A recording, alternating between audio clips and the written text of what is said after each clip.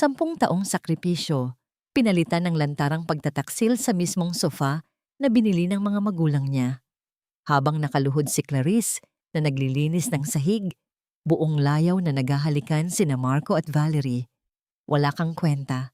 Pirmahan mo ito o mamatay sa ospital ang anak mo. Mariing bulyaw ni Marco. Ngunit imbes na umiyak, tumitig si Clarice taglay ang nag-aapoy na puot. Ang mahinang misis ay patay na. Handa na ba silang tikman ang bagsik ng isang inang walang isusuko? Wala siyang alam, Valerie. Para lang siyang anino sa bahay na ito. Kapaki-pakinabang pero madaling baliwalain. Konting tiis na lang. Kapag nalipat ko na ang lahat ng assets sa kumpanya natin, itatapon ko na ang basurang yan. Ang boses ni Marco ay malamig, matalas, at walang bahid ng pag-alinlangan. Bawat salita niya ay tila isang lason na dahan-dahang kumakalat sa hangin ng pasilyo. Tumatagos sa makapal na kahoy ng pinto ng kanyang silid-aklatan. Sa labas ng pintong yon, nakatayo si Clarice. Hawak niya ang isang tray na may mainit pang sabaw ng manok na maingat niyang niluto sa loob ng 3 oras, ang paboritong pagkain ni Marco tuwing pagod ito sa trabaho. Sa bulsa ng kanyang suot na lumang apron, naroon ang isang lukot na piraso ng papel mula sa ospital. Iyon ang opisyal na schedule para sa operasyon sa puso ng kanilang 5 taong gulang na anak na si Maya. Bit-bit ni Clarice ang pag-asa, ngunit ang tanging sumalubong sa kanya ay ang hatol ng kamatayan ng kanyang pagsasama. Unti-unting nanghina ang mga kamay ni Clarice. Ang tray na dati ay magaan ay tila naging kasing bigat ng isang bundok. Naramdaman niya ang init ng sabaw na tumatagas sa gilid ng mangkok, dumidikit sa kanyang balat, ngunit hindi niya iyon nararamdaman. Ang mas masakit ay ang malamig na katotohanang lumabas sa bibig ng lalaking pinaglaban niya laban sa lahat. Hindi siya sumigaw, hindi siya humagulgol. Ang tanging narinig sa tahimik na pasilyo ay ang marahas na pagpintig ng sarili niyang puso na tila gustong kumawala sa kanyang dibdib.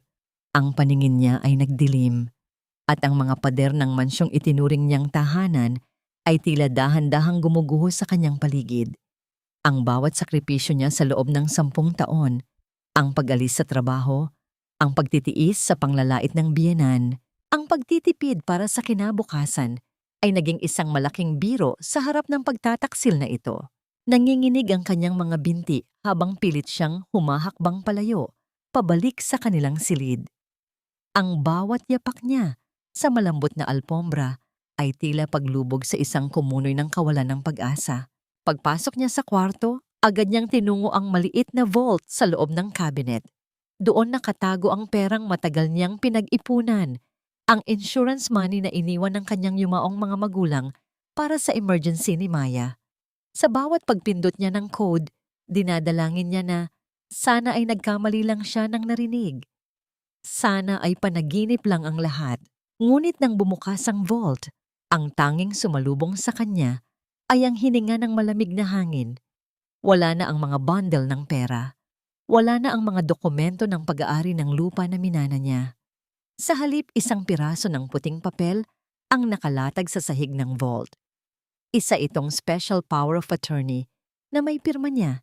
Isang pirmang alam niyang hindi niya kailanman isinulat. Hindi maaari. Bulong niya sa sarili. Ang kanyang tinig ay tila galing sa ilalim ng lupa. Tuyot at basag. Naramdaman niya ang panunuyo ng kanyang lalamunan. Ang kanyang mga daliri ay nagsimulang manginig ng husto habang hinahawakan ang bakanteng espasyo. Hindi lang ang kanyang dangal ang kinuha ni Marco. Kinuha rin nito ang huling pagkakataon para mabuhay ang kanilang anak. Ang perang iyon, ang tanging paraan para sa operasyon ni Maya sa susunod na linggo. Sa gitna ng kanyang pagkawasak, isang pamilyar na yabag ang narinig niya mula sa pintuan. Ang tunog ng mga mamahaling sapatos na dahan-dahang lumalapit ay tila tunog ng isang orasan na nagbibilang ng kanyang katapusan. Mahal, bakit nandito ka sa dilim? At bakit mo binuksan ang vault? Ang boses ni Marco ay malambing, puno ng pag-aalala na tila siya ang pinakamapagmahal na asawa sa mundo. Lumapit siya kay Clarice at dahan-dahang ipinatong ang kanyang kamay sa balikat ng asawa. Ang haplos na dati ay nagbibigay ng kaligtasan kay Clarice ay tila naging haplos ng isang sawa na handa na siyang sakalin. Humarap si Clarice. Ang kanyang mga mata ay nananatiling tuyo, ngunit punong-puno ng isang klase ng sakit na hindi kayang ilarawan ng kahit anong salita. Tumingin siya sa mga mata ni Marco. Naghahanap ng kahit maliit na bakas ng konsensya, ngunit ang tanging nakita niya ay ang mapanlinlang ng ngiti ng isang demonyo. Marco, ang pera ni Maya, nasaan? Mahinang tanong ni Clarice. Tumawa ng bahagya si Marco. Isang tawang tila nanggagaling sa isang taong kinakausap ang isang bata. Yun ba? Ginamit ko muna para sa isang mahalagang investment. Huwag kang mag-alala, Clarice. Para rin ito sa atin. Masyado ka kasing nerbiyosa. Sabi ni Mama, baka kailangan mo nang magpahinga sa probinsya. Masyado nang napapagod ang isip mo. Sa sandaling iyon, naintindihan ni Clarice ang lahat. Hindi lang ito basta pagnanakaw. Plano nilang palabasin na siya ay nawawala sa sariling katinuan upang tuluyan siyang mailayo sa kanyang anak at sa kanyang mga karapatan. Isang matalim na katanungan ang umalingaw-ngaw sa isipan ni Clarice habang tinititigan ang lalaking tinawag niyang buhay sa loob ng isang dekada. Gaano katagal na ba siyang natutulog sa piling ng isang mamamatay tao? Tumalikod si Marco para hubarin ang kanyang coat, tila walang nangyaring anuman. Ngunit sa likuran niya, si Clarice ay hindi na ang mahinang babaeng basta-basta na lang iiyak. Ang bawat hibla ng kanyang pagkatao ay nagsimulang magbago. Ang sakit ay dahan-dahang nagiging isang matigas na bato at ang pagmamahal ay nagiging isang madilim at malamig na determinasyon. Tumingin siya sa bintana kung saan ang ulan ay nagsimulang pumatak ng malakas, lumilikha ng isang malungkot na ritmo sa salamin. Habang ang bawat patak ay dumadaloy pababa, gayon din ang kanyang huling pag-asa sa lalaking ito. Patawad, Clarice. Bulong niya sa kanyang sarili, hindi para kay Marco, kundi para sa sarili niyang naging bulag. Hindi siya aalis ng walang laban. Kung ang kinuha nila ay ang buhay ng kanyang anak at ang kanyang dangal, sisiguraduhin niyang ang kabayaran ay higit pa sa kayang ibigay ng kanilang mga sakim na kaluluwa. Anong pera ang sinasabi mo, Clarice? Baka naman pati ang sarili mong anino ay pinaghihinalaan mo na rin. Ang boses ni Marco ay hindi bakas ng galit, kundi ng isang mapang-asar na pagmamalasakit.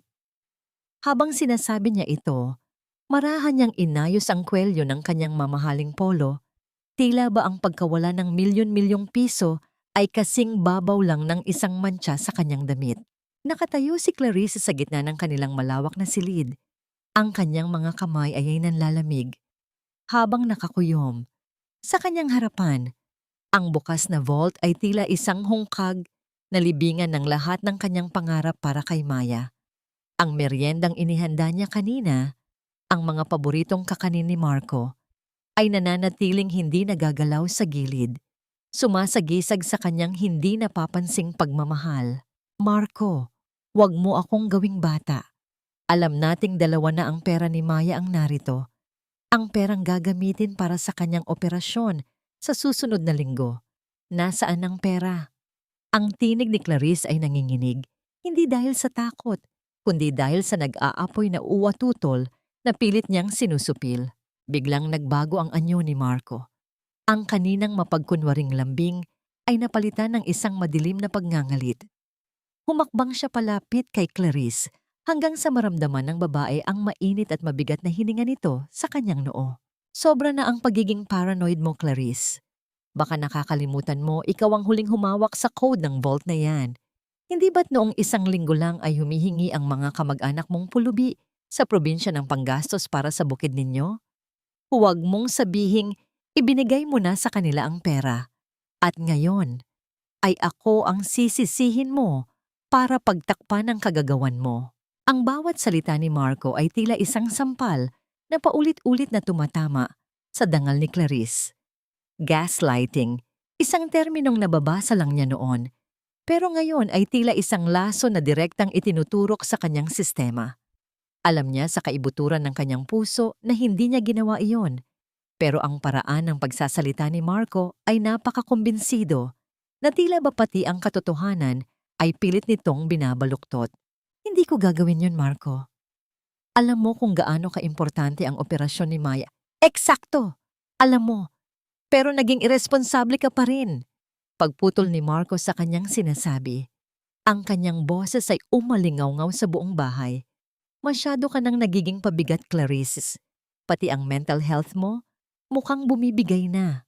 Sa gitna ng tensyon, ang tunog ng mabibigat na yabag sa pasilyo ay nagpatahimik sa paligid. Pumasok si Doña Carmen, ang biyenan ni Clarice, na may hawak na rosaryo sa kanyang kaliwang kamay. Ang kanyang muka ay puno ng paghuhusga. Tila ba ang presensya ni Clarice ay isang dumi sa kanyang malinis na tahanan. Ano na namang kaguluhan ito, Marco? Dinig hanggang sa hardin ang boses ninyo. Nakakahiya sa mga kapitbahay, wika ng matanda, bago ibaling ang kanyang matatalim na mata kay Clarice. Ikaw na babae ka. Kailan ka ba matututong magpasalamat? Kung hindi dahil sa pamilya namin, baka hanggang ngayon ay naglalabada ka pa rin sa sapa.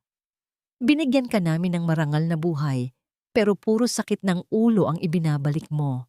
Mama, nawawala ang pera para sa operasyon ni Maya. Sumbong ni Clarice, umaasang kahit paano ay mananaig ang pagiging lola nito. Ngunit isang mapait na tawa lang ang isinagot ni Doña Carmen. Pera? O baka naman enlustay mo na? Ang utang na loob mo sa amin ay hindi mababayaran ng kahit anong halaga, Clarice. Pero ang pagiging baliw mo, ibang usapan na yan. Huwag mong gagamitin ang anak mo para pagtakpan ang pagkukulang mo bilang asawa. Naramdaman ni Clarice ang tila pagguho ng lupa sa ilalim ng kanyang mga paa. Ang pagsasabuatan ng mag-ina ay tila isang pader na walang butas. Sa sandaling iyon, isang malamig na pagtanggap ang dumaloy sa kanyang mga ugat. Hindi niya sila madadaan sa katwiran. Hindi niya sila matatalo sa sigawan. Dahan-dahang yumuko si Clarice. Ang kanyang mga mata ay nanatiling nakatitig sa sahig, sa maruming bakas ng sapatos ni Doña Carmen na pumasok mula sa labas. Isang mapait na desisyon ang nabuo sa kanyang isipan. Upang mabuhay at makaganti, kailangan niyang maging ang taong gusto nilang makita. Isang talunang babae. Patawad po. Marco, Mama, baka nga nagkamali lang ako ng alaala. Masyado lang sigurong pagod ang isip ko dahil sa pag-aalaga kay Maya. Mahinang wika ni Clarice, ang kanyang tinig ay tila isang basag na kristal. Nagkatinginan ang mag-ina, may bakas ng tagumpay sa kanilang mga mata. Mabuti naman at natauhan ka na. Maglinis ka na rito. Ayaw ko ng kalat. Utos ni Doña Carmen bago tumalikod. Bago lumabas, sadyang tinapakan ng matanda ang basahan sa sahig. Iniiwan ang putik ng kanyang sapatos. Clarice, linisin mo yan. Ngayon din, luhod na lumapit si Clarice, habang ang kanyang mga kamay ay humahawak sa maruming basahan upang linisin ang dumi ng biyenan. Ang kanyang mga kuko ay bumaon sa kanyang palad. Bawat hagod ng kanyang kamay sa sahig ay isang panunumpa. Hindi ito pagsuko, ito ay paghahanda. Ang kanyang katahimikan ay hindi kahinaan, kundi ang simula ng isang bagyo na wawasak sa kanilang lahat. Nang makaalis si Doña Carmen, naiwan si Marco na tinitignan ng kanyang asawa nang may halong pandidiri at pagkaawa.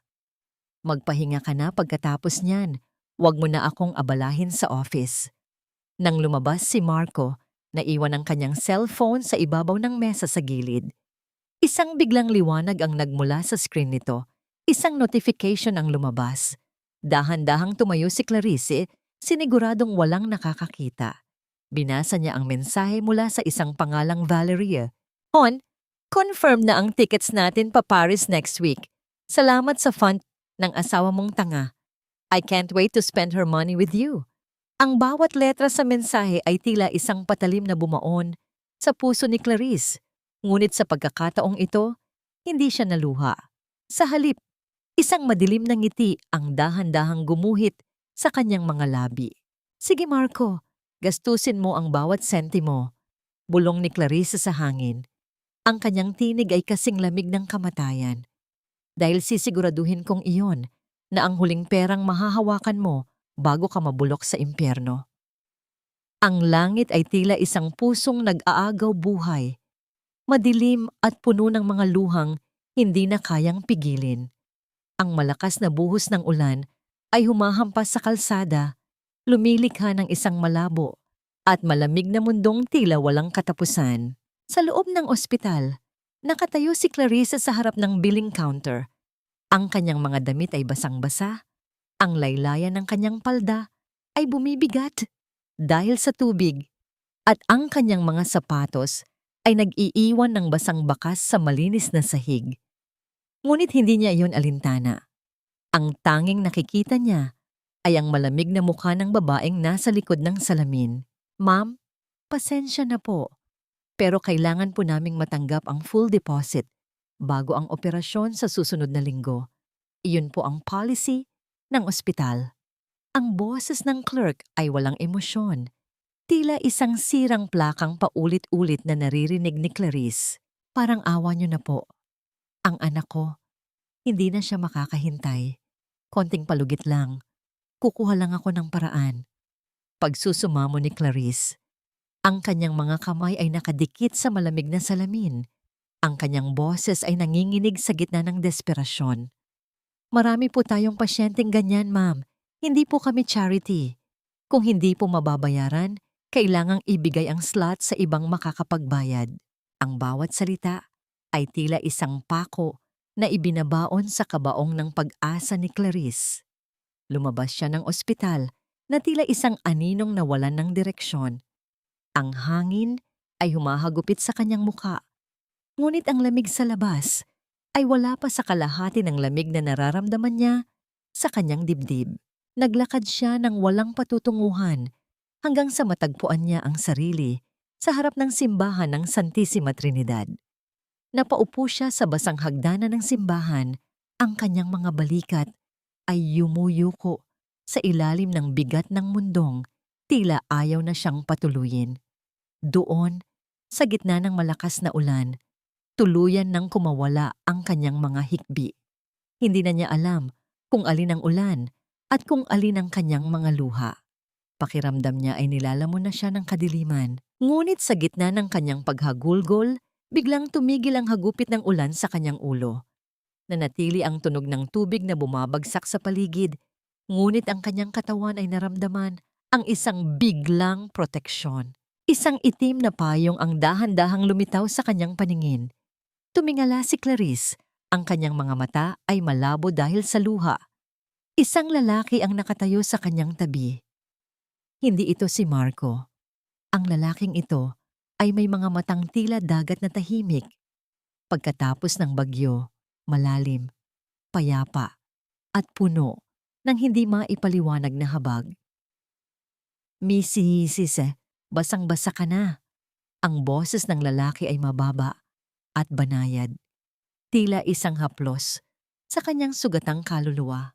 Hindi nakasagot si Clarice. Nanatili siyang nakatulala habang ang lalaki ay dahan-dahang lumuhod sa kanyang harapan upang maging kapantay ng kanyang paningin. Kinuha nito ang isang malinis na panyo mula sa bulsa at iniabot sa kanya. Huwag mong kalimutang huminga, muling wika ng lalaki. Minsan, ang mundo ay masyadong maingay, pero hindi ibig sabihin noon ay nakalimutan ka na ng langit. Iniabot ng lalaki ang isang baso ng mainit na kape na tila binili lang nito sa malapit na tindahan. Ang init na nanggagaling sa baso ay dahan-dahang gumapang sa mga naninigas na daliri ni Clarice. Sa sandaling iyon, sa gitna ng basang hagdanan ng simbahan, naramdaman ni Clarice ang isang bagay na matagal nang ipinagkait sa kanya ni Marco. Ang ituring na isang tao. Salamat! Mahinang bulong ni Clarice. Ako si Gabriel, pakilala ng lalaki. Mukhang mabigat ang dinadala mo, pero maniwala ka, walang bagyong tumatagal habang mambuhay. Biglang naalala ni Clarice ang oras. Kailangan niyang makauwi bago dumating si Marco. Kung malalaman nito na lumabas siya upang humingi ng tulong, Baka lalo lang nitong higpitan ang pagkakulong sa kanya. Sa gitna ng kaba, bigla siyang tumayo. Kailangan ko nang umalis. Salamat sa kape, Gabriel. Wika niya nang hindi na tinitignan ang lalaki. Nagmamadali siyang bumaba sa hagdanan at tumakbo patungo sa kalsada. Hinahayaan ang ulan na muling bumalot sa kanya. Naiwan si Gabriel na nakatayo. Ang payong ay hawak pa rin ng mahigpit. Napatingin siya sa sahig, sa mismong lugar kung saan nakaupo ang babae kanina. May isang maliit na bagay na kumikinang sa gitna ng basang semento. Yumuko si Gabriel at pinulot ang isang lumang keychain. Mayroon itong maliit na medalyon na may nakaukit na pangalang Clarice. At sa likod nito ay isang luma at kupas na larawan ng isang masayang pamilya. Nanigas si Gabriel habang tinititigan ng larawan. Ang kanyang mga mata ay dahan-dahang naningkit at isang hindi maipaliwanag na emosyon ang gumuhit sa kanyang mukha. Isang halo ng pagkagulat at isang alaala na matagal na niyang ibinaon. Clarice! Bulong niya sa hangin. Ang kanyang tinig ay tila may dalang pangako. Hindi ito ang unang pagkakataon na nagtagpo ang landas natin. Habang papalayo ang sasakyang sinasakyan ni Clarice, hindi niya alam na sa likuran niya, ang taong nagbigay sa kanya ng payong sa gitna ng bagyo ay ang taong may hawak ng susi sa isang nakaraang matagal na niyang kinalimutan. Ang ganda naman ng maid ninyo, Doña Carmen. Saan niyo po siya nakuha? Parang masyadong malungkot ang mukha para sa isang ganitong kasayang okasyon. Ang tawa ni Valerie ay tila tunog ng mga basag na kristal na pilit na isinisiksik sa pandinig ni Clarice. Nakatayo ang kabit sa gitna ng sala, suot ang isang mamahaling pulang bestido na halos kasing kulay ng dugo habang nakakapit sa braso ni Marco. Linggo ng tanghalian. Isang tradisyon sa pamilya ni na Marco na dapat ay puno ng pasasalamat. Ngunit para kay Clarice, ito ay isang lantarang pagbitay sa kanyang natitirang dangal. Inutusan siya ni Doña Carmen na magluto ng engrandeng tanghalian para sa isang importanteng bisita at hindi niya akalain na ang bisitang iyon ay ang mismong babaeng narinig niyang katalik ng kanyang asawa sa telepono. Iyan ba? Iyan ang asawa ni Marco, si Clarice. Pagpasensyahan mo na, Valerie, iha. Masyado lang talagang homebody ang isang yan, kaya nakalimutan na yata kung paano mag-ayos ng sarili. Sagot ni Doña Carmen habang humihigop ng tsa. Ang kanyang boses ay puno ng pangungutya. Napayuko si Clarice habang bitbit ang isang mabigat na bandehado ng adobo.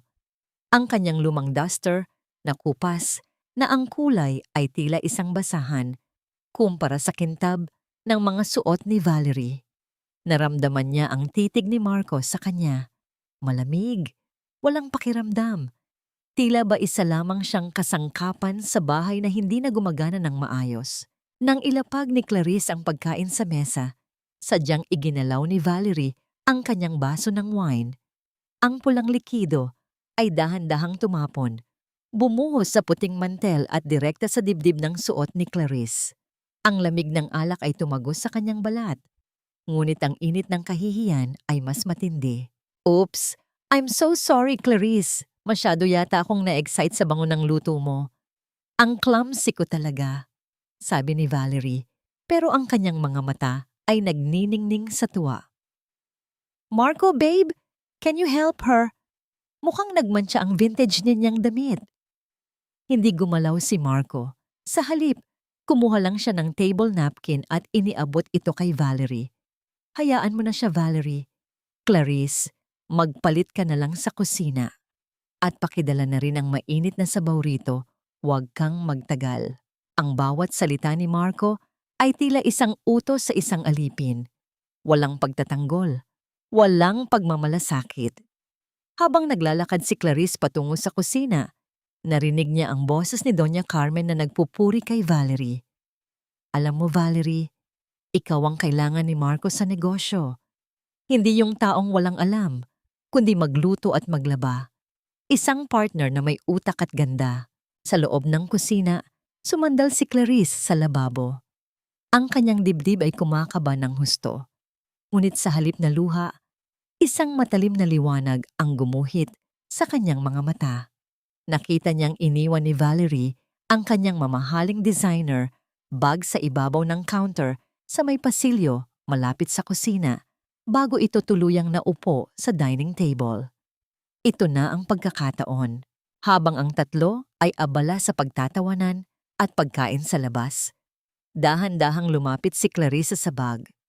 Ang kanyang mga kamay ay nanginginig ngunit determinado. Marahan niyang binuksan ng zipper. Ang tunog nito ay tila isang babala sa kanyang pandinig. Sa loob, nakita niya ang isang makapal na wallet. Hinalughog niya ito hanggang sa makuha niya ang isang kulay itim na card. Isang corporate credit card. Ngunit ang nakasulat na pangalan doon ang nagpatigil sa kanyang paghinga. V at M Holdings. V at M Valerie at Marco. Ito ang kumpanyang binanggit ni Marco sa telepono. Ang kumpanyang pinaglilipatan ng lahat ng kanilang ari-arian, pati na ang pera para sa buhay ni Maya. Mabilis niyang kinuha ang kanyang lumang cellphone mula sa bulsa at kinuha ang litrato ng harap at likod ng card. Ma'am, ano pong ginagawa ninyo dyan?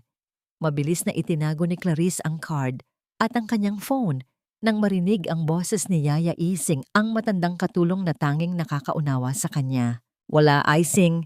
May kinuha lang ako. Hingal na sagot ni Clarice. Bilisan niyo na po, ma'am. Galit na po si Doña Carmen bakit daw ang tagal ng sabaw. Bulong ni Ising na may halong pag-aalala.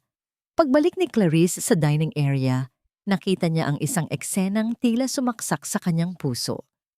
Si Valerie ay masayang sinusubuan si Marco ng pagkain gamit ang sarili nitong fork. At si Marco? Nakangiti itong tumatanggap, tila ba wala roon ang kanyang asawa. Clarice, bakit ngayon ka lang? Ang bagal mo talaga.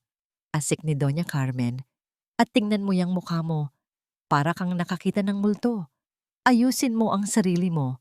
Baka isipin ni Valerie na hindi ka namin pinapakain dito. Bago pa man makasagot si Clarice, naramdaman niya ang isang maliit na kamay na humahawak sa laylayan ng kanyang apron. Si Maya. Ang bata ay kapansin-pansing maputla at hirap sa paghinga. Ngunit pilit itong lumapit sa kanyang ina. Mama, gutom na po ako. Mahinang sabi ni Maya. Tumingin si Clarice kay Marco. Umaasang makikita ang kahit konting pag-aalala ng isang ama. Pero si Marco ay abala sa pakikipagtawanan kay Valerie tungkol sa isang bagong proyektong itatayo nila. Tila hindi nito narinig ang sariling anak. Lumuhod si Clarice at niyakap ng mahigpit si Maya.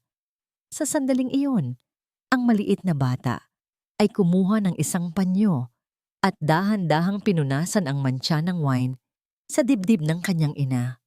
Huwag ka na pong sad, Mama. Maganda ka pa rin po. Ang pagmamahal ng kanyang anak ang naging huling mitya. Ang sakit na nararamdaman ni Clarice ay tuluyan ng naging puot. Tumayo si Clarice. Ang kanyang likod ay tuwid na tuwid. Tumingin siya kay Doña Carmen, kay Valerie, at huli, kay Marco. Sa loob ng kanyang bulsa, ramdam niya ang init ng cellphone na naglalaman ng ebidensya ng kanilang kataksilan. Clarice, ano pang tinitingnan mo dyan? Dalhin mo na rito ang sabaw. Bulyaw ni Marco nang mapansin ang titig ng asawa. Oo, Marco, dadalhin ko na. Sagot ni Clarice. Ang kanyang tinig ay hindi na nanginginig. Ito ay kasing lamig ng bakal. Dadalhin ko sa inyo ang lahat ng nararapat sa inyo. Napatigil si Doña Carmen sa pag-inom. Naningkit ang kanyang mga mata habang tinititigan ang kanyang menopausal na minugang. Tila biglang nagbago ang aura. May sinasabi ka ba, Clarice? Sising-sisi ako, Attorney Sam. Masyado akong naging bulag. Inakala ko na ang pananahimik ko ang magliligtas sa pamilya ko. Pero iyon pala ang unti-unting pumapatay sa amin ng anak ko. Ang tinig ni Clarice ay halos pabulong na, pagod at puno ng pagsisisi. Nakaupo siya sa isang maliit at lumang sofa sa loob ng isang opisina na tila ba nakatago sa isang madilim na sulok ng lungsod. Ang paligid ay puno ng mga nagtataasang tumpok ng mga dokumento at amoy ng lumang papel Ngunit para kay Clarice, ang lugar na ito, ang tanging pinto patungo sa kanyang kalayaan. Sa harap niya, si Attorney Samantha o Sam ay seryosong tinitignan ang mga litrato sa cellphone ni Clarice. Ang matatalim na mata ng abogado ay hindi kumukurap habang sinusuri ang pangalang V at M Holdings. Hindi ito magiging madali, Clarice. Diretsahang sabi ni Sam habang ibinababa ang salamin sa kanyang mata. Ang asawa mo ay hindi lang basta nagnakaw. Pinagplanuhan niya ito. Ang paglipat ng asset sa isang kumpanyang nakapangalan sa kabit niya ay isang malinaw na kaso ng fraud.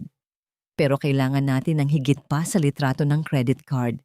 Kailangan natin ng mga orihinal na dokumento na may pekeng pirma mo. Naramdaman ni Clarice ang muling paglukob ng takot.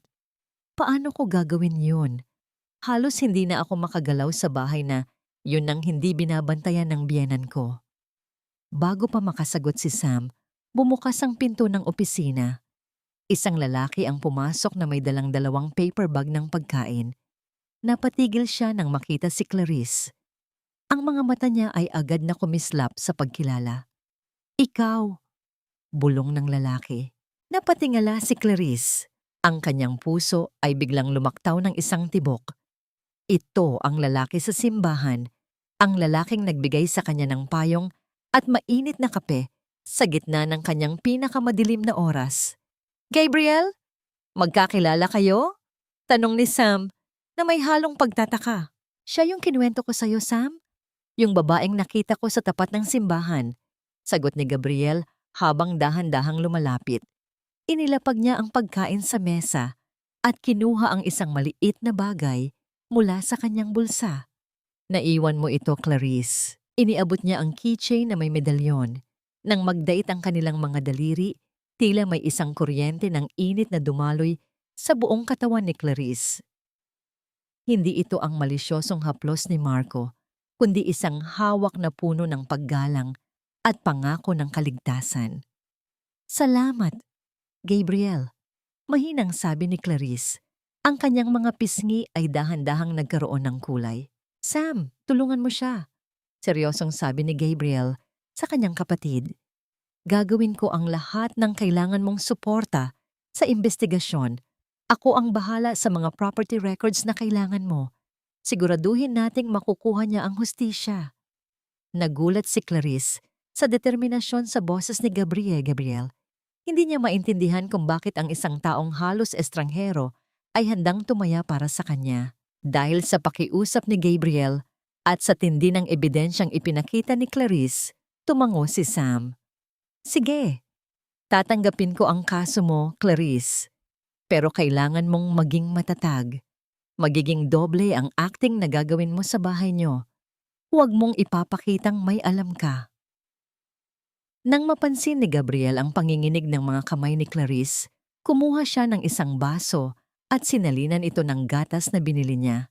Maingat niya itong inilagay sa harap ng babae. Inumin mo ito.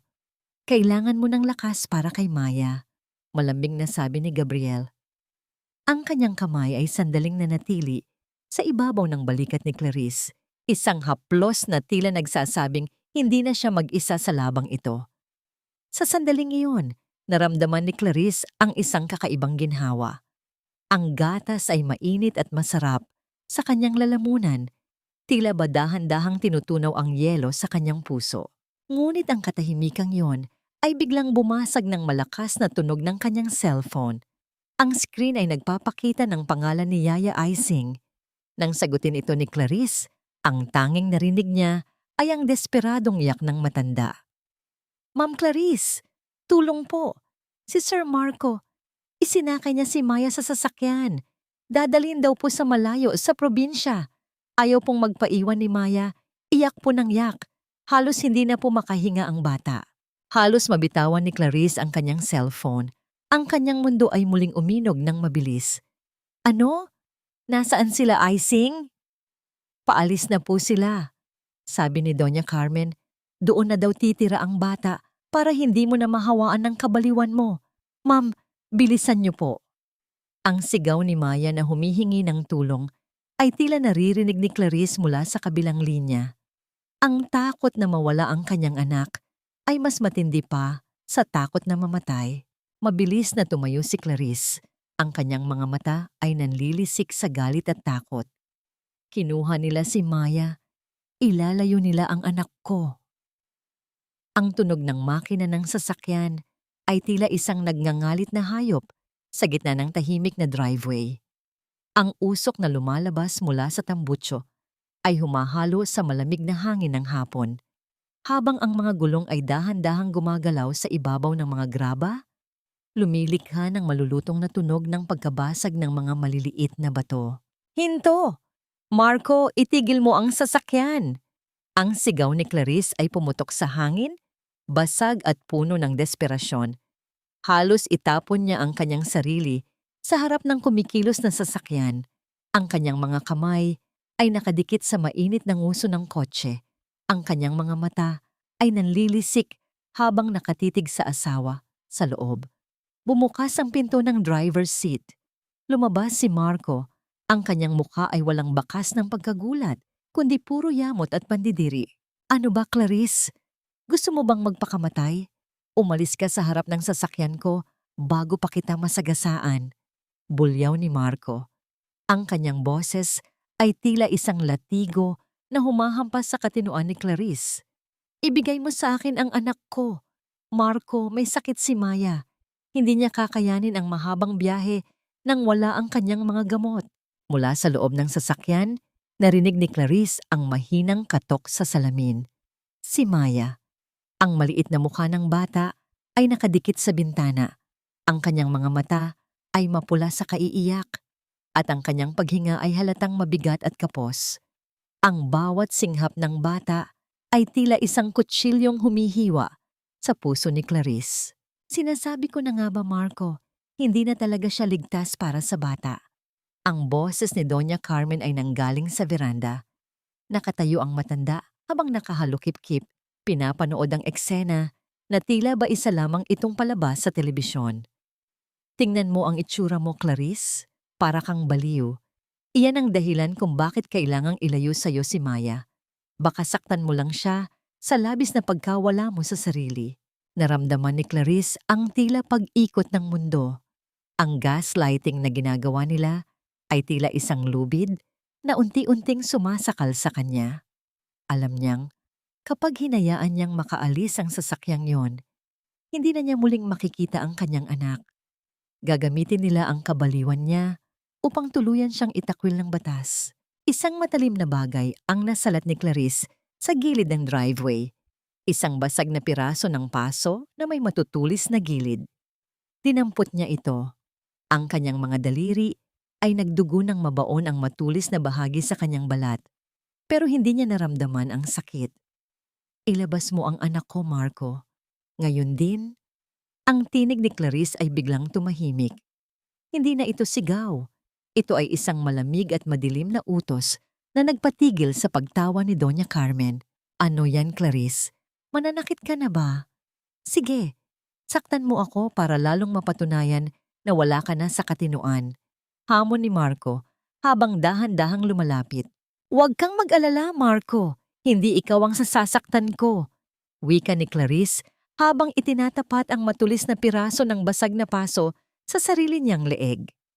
Nanginginig ang kanyang kamay, ngunit nananatiling matatag at matalim ang kanyang tingin. "Sabi niyo baliw ako, hindi ba? Sige, patutunayan ko." Bahagya siyang ngumiti, ngunit walang init iyon.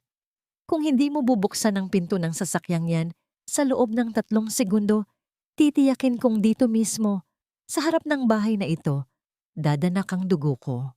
At tignan natin kung paano mo ipaliliwanag sa mga pulis at sa media kung bakit nagpakamatay ang asawa mo habang pilit mong itinatago ang anak niyo." Nanigas si Marco.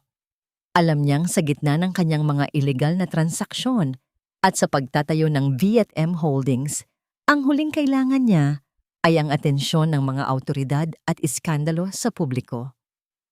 "Clarice, ibaba mo yan. Huwag kang gumawa ng eksena." Ang boses ni Marco ay nagsimulang magkaroon ng kaba. 1, 2, Fine, let's say. Kunin mo na ang anak mo. Galit na sigaw ni Marco. Mabilis niyang binuksan ang pinto sa likod at halos itulak palabas si Maya. Agad na binitawan ni Clarice ang piraso ng paso at sinalo ang kanyang anak. Napaluhod siya sa semento habang yakap ng mahigpit ang nanginginig na bata. Naramdaman niya ang mabilis at mahinang tibok ng puso ni Maya, ang mainit nitong hininga sa kanyang leeg. Mama, Mama, huwag mo po akong iwan, hikbi ni Maya. Hindi anak, hindi kita iiwan. Hinding-hindi, bulong ni Clarice habang hinahalikan ng noo ng bata.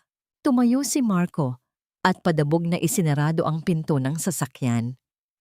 Isang beses lang ito, Clarice. Isama mo na ang batang yan at pumasok kayo sa loob. Pero tandaan mo ito, wala ka nang matatanggap na kahit 1 sentimo sa akin. Magtiis kayo sa gutom hanggang sa mabulok kayo sa bahay na ito.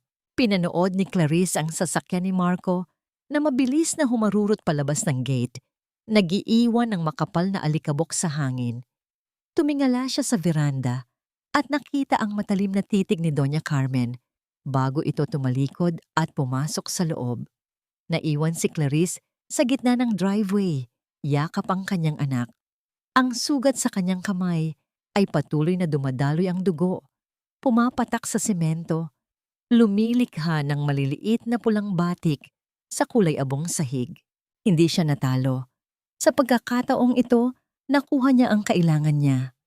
Ang kanyang kabaliwan ang naging tanging sandata niya laban sa kanilang kalupitan. Ngunit alam niya, ito ay simula pa lamang. Ang digmaan ay dinala na niya sa loob ng kanilang tahanan. Huminga ng malalim si Clarice. Ang kanyang mga mata ay nakatitig sa gate kung saan nawala ang sasakyan ni Marco. Magpakasaya ka sa labas, Marco, bulong niya sa hangin. Dahil pagbalik mo, hindi mo na makikilala ang bahay na itinuring mong kaharian. Ang bawat segundo sa loob ng mansyong yon ay tila pagpatak ng asido sa balat ni Clarice. Mabagal, masakit, at nag-iiwan ng malalim na sugat. Ang katahimikan sa loob ng bahay ay hindi nagbibigay ng kapayapaan. Ito ay katahimikang nagbabanta. Tila isang hayop na nag-aabang ng tamang pagkakataon upang muling sumakmal. Sa loob ng silid ni Maya, tanging ang mahina at mabilis na paghinga ng bata ang naririnig. Nakaupo si Clarice sa gilid ng kama, dahan-dahang pinupunasan ng basang tuwalya ang noo ng anak. Ang lagnat ni Maya ay tila ayaw bumaba, bunga ng trauma at pagod mula sa nangyaring gulo kanina. Pangako, Maya, hinding-hindi na nila tayo paghihiwalayin, bulong ni Clarice habang hinahaplos ang maliliit na daliri ng anak. Ang kanyang sariling kamay ay may balot pa ng puting tela, kung saan ang sugat mula sa basag na paso ay patuloy na kumikirot. Ngunit ang kirot na yon ang nagsisilbing paalala sa kanya, gising na siya. Hindi na siya ang babaeng bulag sa pag-ibig. Ang tunog ng marahas na pagbukas ng pinto ay nagpagitla kay Clarice. Pumasok si Doña Carmen, ang kanyang mga alahas ay kumikinang sa ilalim ng ilaw. Tila ba ipinagmamalaki nito ang kayamanang ninakaw nila sa kanyang minugang babae. Huwag mong isiping nanalo ka na, Clarice. Ang boses ng matanda ay puno ng lason. Pinagbigyan ka lang ni Marco dahil ayaw namin ng iskandalo.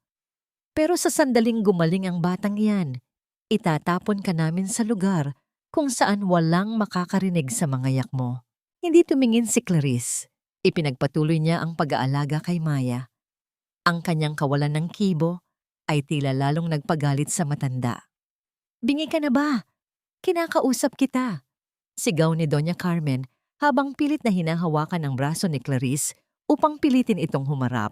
Dahan-dahang lumingon si Clarice. Ang kanyang mga mata ay walang emosyon, tila isang malalim at madilim na balon. Tapos na po ba kayo, Mama? Kailangan pong magpahinga ni Maya. Baka po lalong lumala ang sakit niya kapag narinig ang ingay ninyo. Napaatras si Doña Carmen.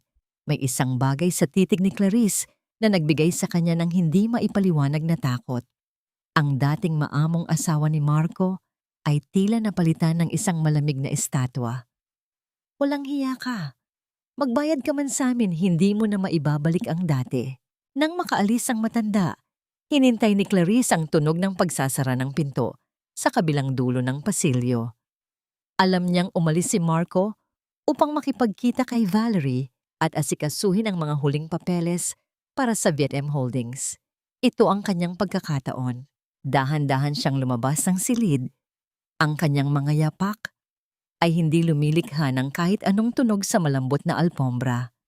Tila siya isang aninong gumagala sa sarili niyang tahanan. Nagtungo siya sa silid-aklatan ni Marco, ang lugar kung saan narinig niya ang katotohanan. Ang pintuan ay nakalock, ngunit alam ni Clarice kung nasaan ang ekstrang susi. Nakatago ito sa loob ng isang lumang florera sa may pasilyo. Isang sekretong aksidente niyang nalaman noong mga unang taon ng kanilang pagsasama. Sa loob ng silid, ang amoy ng mamahaling tabako at balat na upuan ay bumalot sa kanya. Mabilis siyang nagtungo sa mesa ni Marco. Hinalughog niya ang mga drawer hanggang sa makita niya ang isang itim na notebook na may mga listahan ng mga pangalan at numero. Ang tunog ng pag-ikot ng orasan sa dingding ay tila isang mabilis na tibok ng puso na nagbabala sa kanya na limitado ang oras.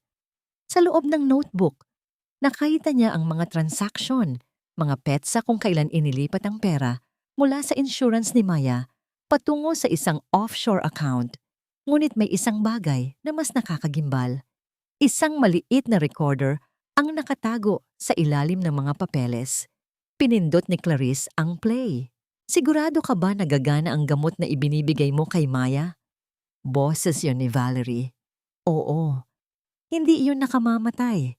Pero sapat na para magmukhang mahina ang puso niya habang buhay. Hanggat kailangan niya ng mamahaling gamot, may dahilan ako para humingi ng dagdag na pondo sa trust fund na iniwan ng mga magulang ni Clarice. Sagot ni Marco. Ang kanyang tawa ay tila isang kumpas ng demonyo. Nabitawan ni Clarice ang recorder. Ang tunog nito sa sahig ay tila isang pagsabog sa kanyang pandinig. Hindi lang nila ninanakawan si Maya. Unti-unti nilang nilalason ang sarili nilang anak para lang mapanatili ang daloy ng pera. Ang kanyang sikmura ay bumaligtad.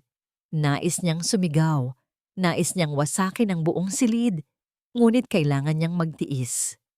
Kinuha niya ang kanyang cellphone at mabilis na kinuna ng video ang notebook at ang recorder. Biglang narinig ni Clarice ang tunog ng pagbukas ng gate sa labas. Ang tunog ng sasakyan ni Marco. Natatarantang inayos ni Clarice ang mga gamit. Ngunit sa kanyang pagmamadali, nasagi niya ang isang maliit na figurine sa ibabaw ng mesa. Ang tunog ng pagbagsak nito sa sahig ay tila isang hudyat ng kamatayan. Hindi pa man siya nakakalabas ng silid, narinig na niya ang mabibigat na yabag sa pasilyo. Ang tunog ng mga sapatos ni Marco na papalapit sa silid-aklatan. Clarice, anong ginagawa mo rito? Ang boses ni Marco ay nasa likuran na niya. Dahan-dahang humarap si Clarice. Ang kanyang puso ay tila gustong tumalon palabas ng kanyang dibdib, habang ang cellphone na naglalaman ng katotohanan ay nakatago sa likod ng kanyang baywang. Ang pintig ng puso ni Clarice ay tila isang tambol na mabilis na humahampas sa kanyang mga pandinig. Bawat tibok ay may kasamang takot na tila lalamon sa kanyang buong pagkatao. Nakatayo siya sa gitna ng silid-aklatan. Ang kanyang mga daliri ay mahigpit na nakakapit sa cellphone na itinatago niya sa kanyang likuran. Naghahanap lang ako ng libro na babasahin para kay Maya. Hindi siya makatulog. Ang boses ni Clarice ay mahina. Pilit niyang pinatitibay ang kanyang sarili kahit na ang kanyang mga tuhod ay tila malapit nang bumigay. Humakbang palapit si Marco. Ang kanyang mga sapatos ay lumilikha ng mabibigat na tunog sa sahig. Isang tunog na tila nagbibilang ng bawat segundong natitira sa kalayaan ni Clarice. Naningkit ang kanyang mga mata habang tinititigan ang pawis na namumuo sa noo ng asawa. Sa dilim! At bakit kailangang sa mesa ko ka maghanap? Malamig na tanong ni Marco. Inabot niya ang kamay ni Clarice, pilit na tinitingnan kung ano ang itinatago nito. Eksakto sa sandaling iyon, ang cellphone ni Marco sa loob ng kanyang bulsa ay nagsimulang mag-vibrate. Lumilikha ng isang mahinang ugong na bumasag sa tensyon. Inis na kinuha ito ni Marco. Isang tawag mula kay Valerie. "Wait for me in the room, Clarice. Huwag kang aalis dyan," asik ni Marco bago tumalikod upang sagutin ang tawag. Hindi na nagdalawang isip si Clarice. Sa sandaling lumabas si Marco ng silid upang makipag-usap ng pribado sa kanyang kabit. Mabilis na lumabas si Clarice sa kabilang pinto. Hindi na niya kinuha ang kanyang mga gamit. Ang tanging bitbit niya ay ang kanyang anak at ang ebidensya ng kanilang kasamaan. Binuhat niya ang natutulog at mainit na katawan ni Maya. Sa gitna ng malakas na ulan at madilim na gabi, tumakas si Clarice. Ang bawat hakbang niya sa maputik na kalsada ay puno ng hirap. Ang kanyang paghinga ay nagiging usok sa lamig ng hangin, hanggang sa maramdaman niya ang unti-unting paghina ng kanyang katawan. Ang pagod, gutom, at sakit ay tila sabay-sabay na sumabog sa kanyang sistema. Nang malapit na siyang mawalan ng malay sa gilid ng isang tahimik na kalsada, isang pamilyar na liwanag ng sasakyan ang tumigil sa kanyang tapat. Ang tunog ng pagbukas ng pinto ng sasakyan ay sinundan ng isang tinig na tila musika sa kanyang pandinig. "Clarice! Diyos ko, Clarice!" Iyon si Gabriel. Sa isang iglap, naramdaman ni Clarice ang malalakas at maiinit na bisig na sumasalo sa kanya bago pa man siya tuluyang bumagsak sa semento. Dinala sila ni Gabriel sa kanyang pribadong studio, isang tahimik at mainit na lugar na malayo sa kaguluhan ng mga mansyon at kasinungalingan. Ang amoy ng sariwang pintura at kahoy ay nagbigay ng panandaliang kapayapaan kay Clarice. Dahan-dahang inihiga ni Gabriel si Maya sa isang malambot na sofa at binalot ito ng makapal na kumot. Pagkatapos ay binalikan niya si Clarice na nanginginig pa rin sa isang sulok. Kumuha siya ng isang palanggana ng maligamgam na tubig at malinis na tela. "Huwag kang matakot. Ligtas na kayo rito," mahinang sabi ni Gabriel. Lumuhod siya sa harap ni Clarice. Maingat niyang kinuha ang nasugatang kamay ng babae, ang kamay na may mga hiwa mula sa pagtakas at sa nangyari sa bahay ni Marco. Sa bawat dampi ng basang tela sa kanyang balat, naramdaman ni Clarice ang isang klase ng pag-aalaga na hindi niya kailanman naramdaman sa loob ng 10 taon. Walang imik si Gabriel habang nililinis ang bawat sugat ni Clarice. Ang kanyang mga galaw ay puno ng pag-iingat. Tila bahawak niya ang isang mamahaling kristal na ayaw niyang mabasag. Sa gitna ng katahimikan, ang tanging naririnig ay ang mahinang paghampas ng ulan sa bubungan at ang malalim na paghinga ni Gabriel. "Bakit mo ito ginagawa?" tanong ni Clarice. Ang kanyang boses ay basag sa emosyon. "Hindi mo naman ako kilala." Napatigil si Gabriel. Inangat niya ang kanyang tingin at sinalubong ang mga mata ni Clarice. Ang kanyang mga kamay ay nanatiling nakahawak sa kamay ng babae. Hindi bumibitaw. Minsan, hindi kailangan ng mahabang panahon para malaman kung ang isang tao ay mahalaga. Sagot ni Gabriel.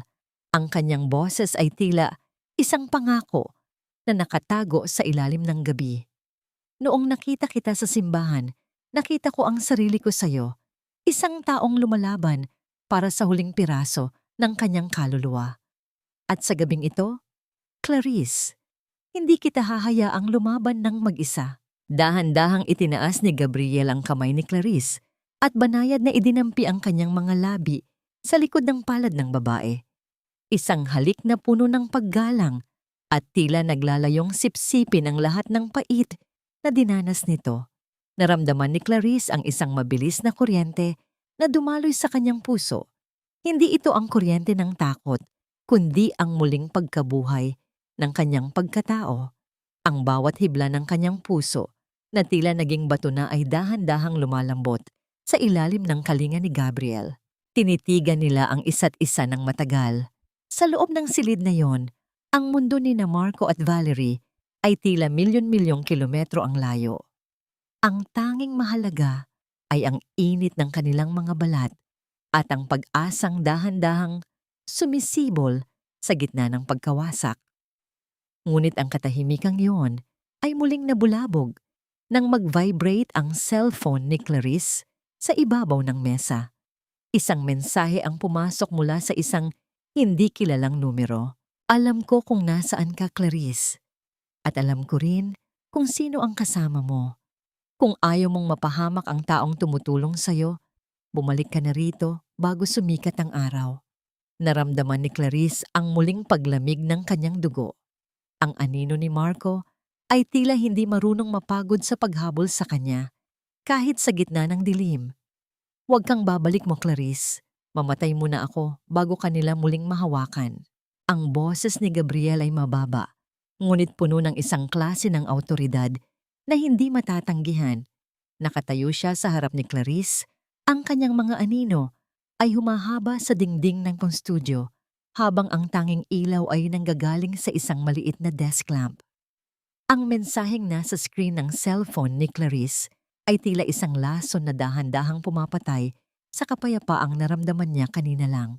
Ngunit si Marco, kilala ko siya, Gabriel. Hindi siya nagbibiro. Gagamitin niya ang lahat ng koneksyon niya para sirain ka, para sirain ang karera mo bilang architect. Hindi kita maaaring idamay sa gulong ito. Ang boses ni Clarice ay basag, puno ng panunumbat sa sarili. Lumapit si Gabriel at dahan-dahang hinawakan ang magkabilang balikat ni Clarice. Naramdaman ni Clarice ang init ng mga palad nito sa pamamagitan ng kanyang basang suot. Ang amoy ng pintura at sariwang kape na palaging dala ni Gabriel ay tila isang gamot na nagpapakalma sa kanyang nagwawalang sistema. Clarice, tingnan mo ako! Utos ni Gabriel. Nang mag-angat ng tingin ng babae, nakita niya ang determinasyon sa mga mata ng lalaki. Sa loob ng maraming taon, hinayaan mong kontrolin nila ang buhay mo dahil sa takot. Ngayon, nandito ako. Hindi ako basta batang susuko. Ang karera ko, ang pangalan ko. Bale, wala ang lahat ng yan kung hahayaan kitang bumalik sa impyernong yon ng mag-isa. Sa gitna ng kanilang usapan, ang tunog ng pagbukas ng pinto sa ibaba ay narinig. Isang pamilyar na mabibilis na yapak ang umakyat sa hagdan. Pumasok si Attorney Sam. Ang kanyang mukha ay seryoso at may bitbit na isang itim na folder. Mabuti at gising pa kayo, bungad ni Sam. Inilapag niya ang folder sa mesa at binuksan ito. Nagpadala si Marco ng settlement offer sa email ko kaninang madaling araw. Gusto niyang pirmahan mo ang mga papeles na ito, Clarice. Sa palit ng maliit na halaga at ang pansamantalang pag-iingat mo kay Maya, kailangang manahimik ka sa lahat ng nakita mo sa kumpanya. Pansamantala? Tanong ni Clarice habang binabasa ang mga dokumento. Ibig sabihin, kukunin pa rin nila sa akin ang anak ko balang araw? Eksakto, sagot ni Sam habang itinuturo ang isang maliit na sugnay sa dulo ng papel. Ito ay isang bitag, pero may napansin ako, Clarice. Ang mga dokumentong ito ay may pirma na ni Marco at tinitigan ko ang paraan ng pagpirma niya. Masyado siyang kampante. Akala niya ay susunod ka dahil natatakot ka. Tumingin si Clarice sa kanyang anak na mahimbing na natutulog sa sofa. Ang mukha ni Maya ay tila isang anghel, malayo sa kalupitan ng mundong kinabibilangan nila. Isang matapang na desisyon ang nabuo sa puso ni Clarice. Hindi ko ito pipirmahan dito, Sam. Pipirmahan ko ito sa harap niya. Maring sabi ni Clarice. Ano? Clarice, baliw ka na ba? Iyan ang gusto niya, ang mahawakan ka muli. Protesta ni Gabriel, ang kanyang boses ay bakas ng matinding pag-aalala. Hindi, Gabriel. Kailangan nating makuha ang mga orihinal na dokumento ng Vietnam Holdings na nasa loob ng vault sa mansyon. Iyon lang ang tanging paraan para tuluyan silang maipakulong ni Sam. Kung babalik ako doon at magpapanggap na susuko na, luluwag ang bantay nila. Magiging Trojan horse ako sa sarili kong tahanan. Huminga ng malalim si Gabriel. Hinawakan niya ang kamay ni Clarice. Ang kanyang mga daliri ay dahan-dahang pumasok sa pagitan ng mga daliri ng babae. Kung ganoon ang gusto mo, hindi kita mapipigilan. Pero mangako ka, sa oras na makuha mo ang kailangan mo, lalabas ka agad. Maghihintay ako sa labas ng gate nyo, gabi-gabi, hanggang sa makita kitang muling malaya. Isang mabilis na sandali ng katahimikan ang bumalot sa kanila. Sa ilalim ng malabong ilaw, dahan-dahang sumandal si Clarice sa dibdib ni Gabriel. Naramdaman niya ang malakas at matatag na tibok ng puso ng lalaki. Isang tunog na nagbigay sa kanya ng lakas na harapin ang bukas. Fade to black emotional moment. Kinabukasan, bago sumikat ang araw, nakatayo na si Clarice sa harap ng malaking bakal na gate ng mansyon ni na Marco. Ang amoy ng basa pang lupa at ang malamig na simoy ng madaling araw ay tila isang babala. Bitbit niya si Maya na ngayon ay gising na ngunit nananatiling tahimik, tila nararamdaman ang bigat ng sitwasyon. Dahan-dahang bumukas ang gate. Ang tunog ng bakal na nagkiskisan ay tila isang halinghing ng isang hayop na nagugutom. Sa veranda, nakatayo si Marco at Doña Carmen. Ang mga ngiti sa kanilang mga labi ay puno ng tagumpay at panghahamak. Sinasabi ko na nga ba, babalik ka rin. Wala kang mapupuntahan, Clarice. Ikaw at ang batang yan ay sa amin lang. Ang boses ni Doña Carmen ay umalingaw-ngaw sa malawak na hardin. Humakbang pasok si Clarice. Ngunit sa pagkakataong ito, ang kanyang mga balikat ay hindi na nakayuko. Ang kanyang mga mata ay hindi na naghahanap ng awa. Habang naglalakad siya patungo sa pinto, naramdaman niya ang bigat ng kanyang cellphone sa loob ng bulsa. Ang sandatang wawasak sa lahat ng kanilang kasinungalingan. "Nandito na ako, Marco," sabi ni Clarice habang nakatitig ng diretso sa asawa. "Pirmahan na natin ang dapat pirmahan." Ngunit habang naglalakad siya, napansin ni Clarice ang isang hindi pamilyar na sasakyang itim na nakaparada sa gilid ng garahe. Isang lalaking nakasuit ang lumabas mula roon at bumulong kay Marco. Biglang nagbago ang anyo ni Marco. Ang tagumpay sa kanyang mukha ay napalitan ng isang kakaibang takot. Tumingin si Marco kay Clarice. Ang kanyang mga mata ay nanlilisik. "Sino ang nagbigay sa iyo ng lakas ng loob? Nalokohin ako, Clarice. Akala mo ba hindi ko malalaman ang ginagawa mo sa opisina ni Sam?" Napatigil si Clarice. Ang kanyang puso ay tila tumigil sa pagtibok. Paano nalaman ni Marco ang tungkol sa kanilang plano sa loob lamang ng ilang oras? Nanginginig ang mga kamay ni Clarice habang mahigpit siyang nakayakap kay Maya. Ang mga salita ni Marco ay tila isang malamig na rehas na unti-unting sumasara sa kanyang paligid. Paano? Paano nalaman ni Marco ang tungkol sa pagpunta niya sa opisina ni Attorney Sam? Sino ang nagtaksil sa kanya? Nakatayo si Marco sa harap niya. Ang kanyang mga mata ay nanlilisik, tila isang ahas na handang sumakmal. Sa likuran niya, si Doña Carmen ay nakangiti ng mapanukso. Ang tiwala at kumpiyansa na tila tagumpay ay napalitan ng isang mapanganib na galit sa mukha ng kanyang asawa. "Akala mo ba matatalino ka, Clarice? Akala mo ba hindi ko malalaman ang pagtatago mo ng mga sekretong yan? Ang buong mansyon na ito, kasama ang lahat ng nakatira rito, ay nasa ilalim ng aking mga mata." Malamig na sabi ni Marco. Ang kanyang tinig ay halos pabulong, ngunit may dalang bigat ng 1,000 banta. "Hindi ko alam ang sinasabi mo." Pilit na pagtanggi ni Clarice, kahit na ang kanyang puso ay nagwawala sa kaba. "Talaga? Bakit hindi mo tingnan ang sarili mo sa salamin, Clarice? Ang pawis sa noo mo, ang panginginig ng mga labi mo. Hindi ka na marunong magtago." Pangungutya ni Marco. Lumapit siya at marahas na hinablot ang braso ni Clarice, pilit na inaabot ang cellphone na itinatago nito sa likuran. "Bitawan mo ako!" Sigaw ni Clarice, habang pilit niyang ipinagtatanggol ang kanyang sarili. Ngunit mas malakas si Marco. Sa gitna ng kaguluhan, isang maliit at manipis na boses ang narinig. "Papa, Mama, huwag po kayong mag-away." Iyon si Maya. Ang bata ay nanginginig sa takot. Ang kanyang mga mata ay puno ng luha.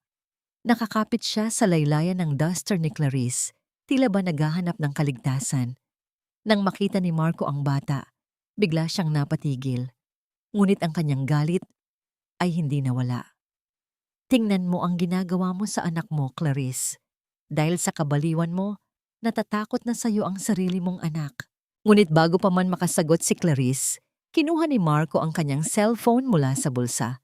Tignan mo ito. Ito ang katibayan ng pagtataksil mo. Ipinakita ni Marco ang isang text message. Mula iyon sa isang hindi kilalang numero, ngunit ang nilalaman ay tila isang balikat ng kidlat na tumama sa gitna ng kanyang mundo. Sir Marco, nakita ko po si Clarice na pumasok sa opisina ni Attorney Samantha. May kasama siyang lalaki na mukhang seryosong kausap niya. Nagbibigay po sila ng mga dokumento sa abogado. Mukhang plano niyang magdemanda. Ang pangalan sa ibaba ng text message ay nagsilbing isang malamig na paalala ng kanyang pinakamalaking pagkakamali. Yaya Ising.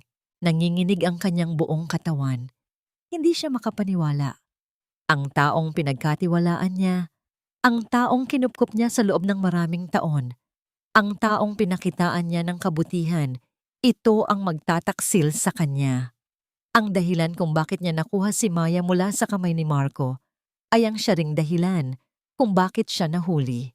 Nakita mo na, hindi mo na kailangan ang mga abogado at ang mga lalaking iyan. Kaming pamilya mo ang makakatulong sa'yo, sabi ni Marco. Ang kanyang boses ay naging malambing, ngunit puno ng kasinungalingan. Ngayon, pumirma ka na sa mga papeles na ito, Clarice. Manahimik ka at huwag kang lalabas ng silid mo. Ibinigay ni Marco ang isang stack ng mga dokumento, ang mga papeles na maglilipat ng lahat ng kanyang karapatan at ari-arian sa VAT-M Holdings at tuluyang magtatakwil sa kanya bilang asawa at ina. Inagaw ni Doña Carmen si Maya mula kay Clarice. Sumama ka sa akin, apo.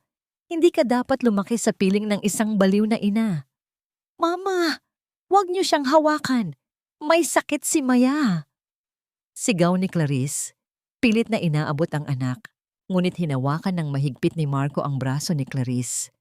Kapag hindi ka pumirma sa mga ito, Clarice, sisiguraduhin kong hindi mo na muling makikita si Maya. At pati ang lalaking iyon na tumulong sa'yo, sisiguraduhin kong maghihirap siya. Hindi ako nagbibiro. Walang magawa si Clarice. Hawak niya ang panulat. Ang kanyang mga kamay ay nanginginig. Sa isang banda, ang kanyang utak ay nagsasabing huwag. Ngunit ang imahe ni Maya, napilit na inilalayo sa kanya, ang banta kay Gabriel. Ang mga ito ay sapat na upang durugin ang kanyang kalooban. Nang ilagay ni Clarice ang pen sa ibabaw ng papel, isang patak ng luha ang lumandas mula sa kanyang mga mata, nahulog sa papel, at unti-unting kumalat sa ibabaw ng kanyang pangalan. Hindi ito luha ng pagsuko, kundi luha ng matinding galit at pagkasuklam. Pumirma siya. Ngunit bago pa man ibalik ang panulat, may isang ideya ang mabilis na dumaan sa kanyang isipan. Pilit niyang nginitian si Marco. Sige Marco, pumirma na ako. Pero may isa akong hiling. Gusto kong magpaalam sa bahay na ito. Hayaan mo akong lumabas at mag-impake ng mga gamit ko. Nagkatinginan si Marco at Doña Carmen. May bakas ng pagtataka, ngunit mas matindi ang tagumpay. Sige, pero huwag kang gagawa ng kahit anong kalokohan. May bantay sa labas ng bahay, utos ni Marco. Habang naglalakad si Clarice patungo sa kanyang kwarto, ang kanyang mga yabag ay mabibigat, ngunit ang kanyang puso ay nagliliyab sa apoy. Ang bahay na ito ang magiging libingan ng lahat ng kasinungalingan nila. At siya, si Clarice, ang magiging huling pako sa kanilang kabaong. Nang makapasok siya sa silid, mabilis niyang kinuha ang kanyang lumang cellphone. Ang cellphone na naglalaman ng mga ebidensya laban kay Marco. Hindi na niya kailangan ang mga personal na gamit. Ang tanging kailangan niya ay ang paghihiganti. Naglakad siya patungo sa bintana, kung saan ang isang matandang puno ng mangga ay nakatayo sa tabi ng kanilang bakuran. May isang lihim na lugar doon, isang maliit na butas sa dingding kung saan niya madalas itago ang mga lihim na sulat niya noong bata pa siya. Maingat niyang inilagay ang cellphone sa loob ng butas bago ito takipan ng mga dahon at lumot. Ito ang kanyang huling pag-asa. Biglang bumukas ang pinto. Si Doña Carmen. Ano bang ginagawa mo dyan? Nag-iimpake ka na ba? Bilisan mo. Ayoko na ng presensya mo rito. Tumingin si Clarice sa kanyang biyenan. Ang kanyang mga mata ay nanlilisik, puno ng isang galit na hindi na kayang itago. Oo, Mama. Nag-iimpake na ako. Pero hindi lang ito basta gamit. May iniiwan din ako. Napangisi si Doña Carmen. Iwan mo ang lahat. Hindi mo kailangan ang kahit ano. Kailangan ko po ang sarili kong dangal. Maring sabi ni Clarice. At sisiguraduhin kong ibabalik ko ang lahat ng utang ninyo sa akin, Mama. Bawat isa. Nang bumukas ang malaking gate ng mansyon, ang sikat ng araw sa umagang iyon ay tila sumasampal sa mukha ni Clarice. Ngunit ang init ng araw ay hindi kayang tumbasan ang lamig na nadarama niya sa kanyang puso. Bit-bit ang isang maliit na bag na may lamang iilang personal na gamit. Lumabas si Clarice sa bahay na itinuring niyang tahanan sa loob ng 10 taon. Sa veranda, nakatayo si Doña Carmen at Valerie, magkatabi, nakangiti ng mapanukso. Si Marco ay wala roon, abala marahil sa paglipat ng huling bahagi ng mga ari-arian sa holdings. Ang kanilang mga titig ay puno ng tagumpay. Tila ba ang pag-alis ni Clarice ay ang pinakamagandang tanawin sa umagang iyon. Good riddance, bulong ni Valerie na sapat upang marinig ni Clarice. Ngayon, wala nang balakid sa pagmamahalan namin. Naglakad si Clarice sa mahabang driveway. Ang bawat hakbang niya ay tila isang paglaya, ngunit may kasama ring matinding kirot. Naiwan niya sa loob ang kanyang anak, ang dahilan kung bakit siya humihinga pa. Ngunit alam niyang kailangan niyang umalis upang lumakas, upang may lakas siyang balikan si Maya. Nang makalabas siya sa gate, naramdaman ni Clarice ang tila paggaan ng kanyang balikat. Ngunit ang paggaan na yon ay napalitan ng isang malalim na kalungkutan. Saan siya pupunta? Wala siyang pera. Wala siyang kakilala sa labas ng mundo ni Marco. Ang tanging nalalabi sa kanya ay ang isang lumang cellphone na nakatago sa isang maliit na butas sa lumang puno ng mangga sa bakuran ng mansyon. Naglakad si Clarice nang walang patutunguhan. Ang kanyang mga yapak ay mabibigat sa semento. Ang kanyang mata ay tuyo dahil ubos na ang mga luha niya. Ngunit sa bawat hakbang, isang bagong determinasyon ang nabubuo sa kanyang puso. Hindi siya susuko. Hindi niya hahayaang magwagi ang kasamaan. Nang dumaan siya sa isang pampublikong parke, nakita niya ang mga bata na masayang naglalaro sa ilalim ng araw. Ang kanilang tawa ay nagpaalala sa kanya kay Maya. Isang matinding pangungulila ang sumakmal sa kanya. Napaupo siya sa isang bench. Ang kanyang mga mata ay nakatitig sa kawalan. Ang kanyang isip ay naglalakbay. Pilit na inaalala ang bawat detalye ng mga dokumentong nakita niya sa silid-aklatan, ang mga petsa, ang mga numero, ang mga pangalan. Lahat ng yon ay kailangan niya para matulungan si Attorney Sam. Nagugutom na siya, pero wala siyang pera. Wala siyang alam na pagkakakakitaan. Sa loob ng 10 taon, puro pag-aalaga kay Marco at sa bahay ang naging buhay niya. Ang dating Clarice na isang mahusay na graphic designer ay nawala na. Biglang naramdaman ni Clarice ang isang malamig na haplos sa kanyang balikat. Nagulat siya at agad na napatingala. Nakita niya si Gabriel. Nakatayo ito sa kanyang tabi, may bitbit na isang paper bag ng pagkain. Ang kanyang mga mata ay puno ng pag-aalala. Tila ba sinundan siya nito sa lahat ng kanyang paglalakbay. Clarice, akala ko hindi ka nalalabas, mahinang sabi ni Gabriel. Eto, kumain ka muna. Inabot ni Gabriel ang paper bag. Sa loob, naroon ang isang mainit na sandwich at isang baso ng gatas. Naramdaman ni Clarice ang tila pagtunaw ng yelo sa kanyang puso. Ang pagdating ni Gabriel ay tila isang liwanag sa gitna ng kanyang kadiliman. "Paano mo nalaman na nandito ako?" tanong ni Clarice. "Hinintay kita sa labas ng gate niyo. Nang makita kitang lumabas, sinundan kita. Hindi kita hahayaang mag-isa." Sagot ni Gabriel, ang kanyang boses ay puno ng pangako. Sa sandaling iyon, hindi na napigilan ni Clarice ang kanyang mga luha. Ang pagmamalasakit ni Gabriel ay tila isang ilog na nagpapakawala sa lahat ng pait na matagal niyang kinimkim. Umiyak siya ng umiyak. Ang kanyang mga hikbi ay humahalo sa simoy ng hangin. Hinawakan ni Gabriel ang kanyang kamay at banayad na pinisil ito. Hindi niya kinuha ang yakap. Hindi niya hinayaang huminto si Clarissa sa pagluha.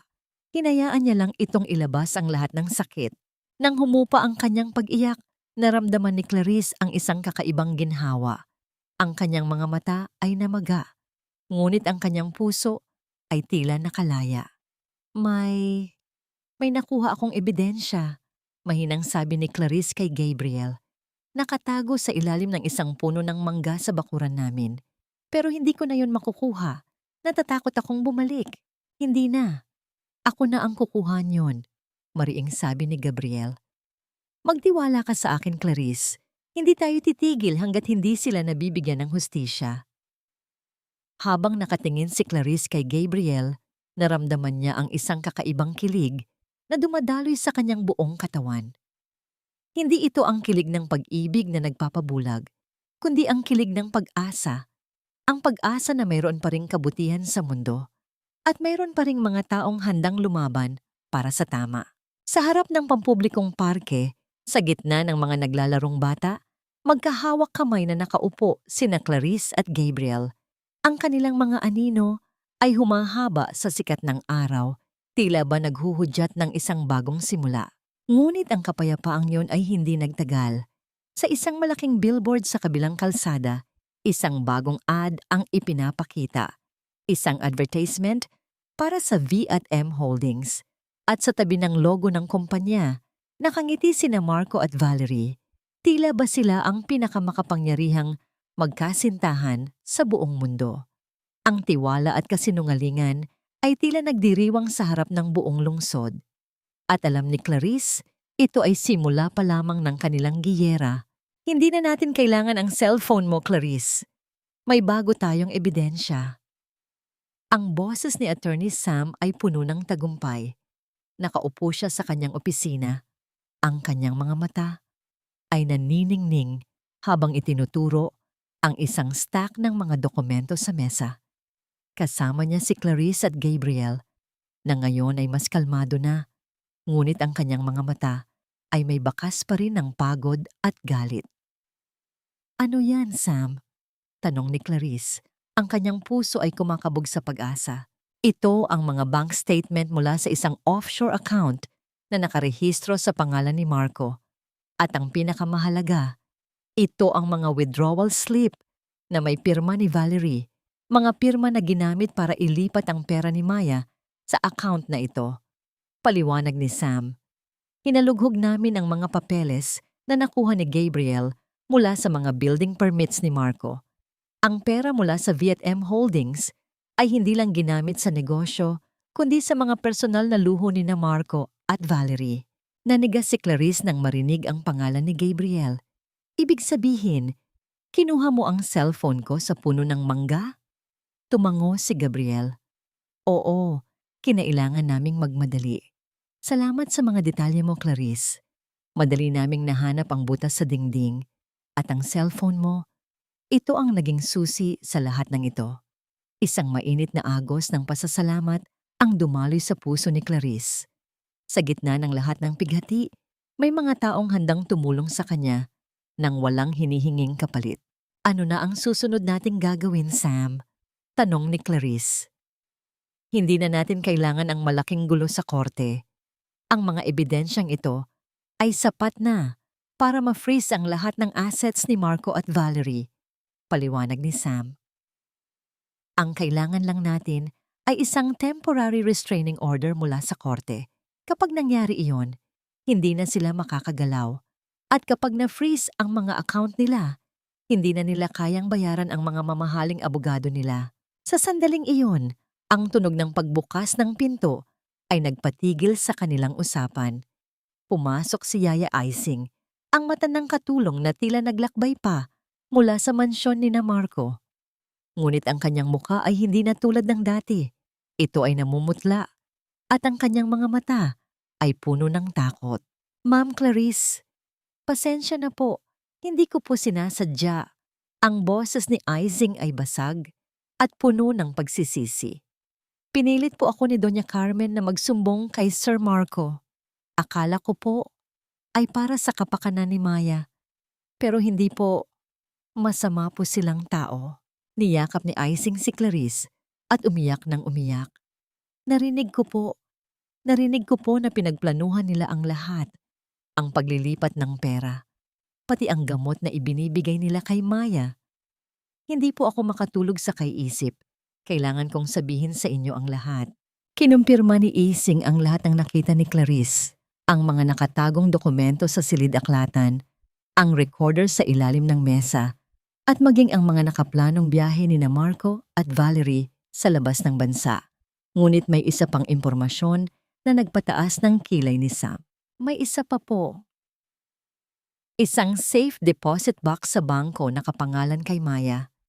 Ang sabi po ni Doña Carmen, doon daw po nakalagay ang mga orihinal na titulo ng mga lupa niyo, Ma'am Clarice. Para daw po kapag namatay kayo, madali na nila itong makuha. Nagsalita si Gabriel.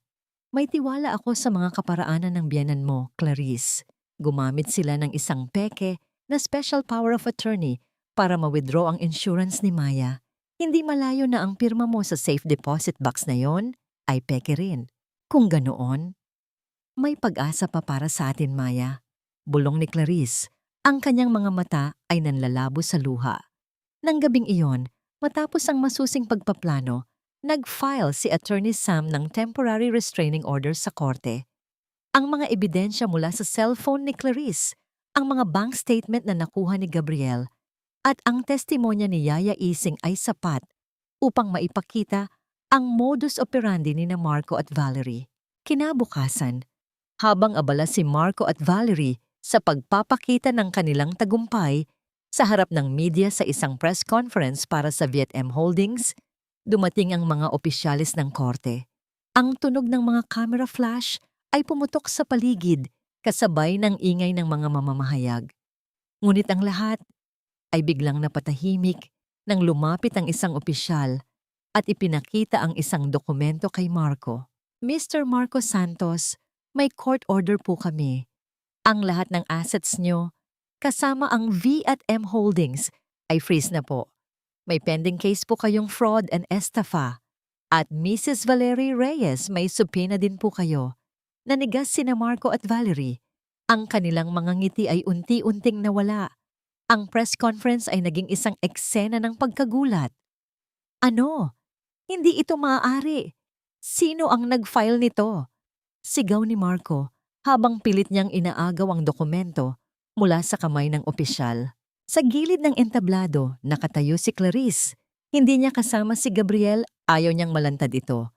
Tanging si Attorney Sam lang ang nasa tabi niya, nakangiti ng matipid.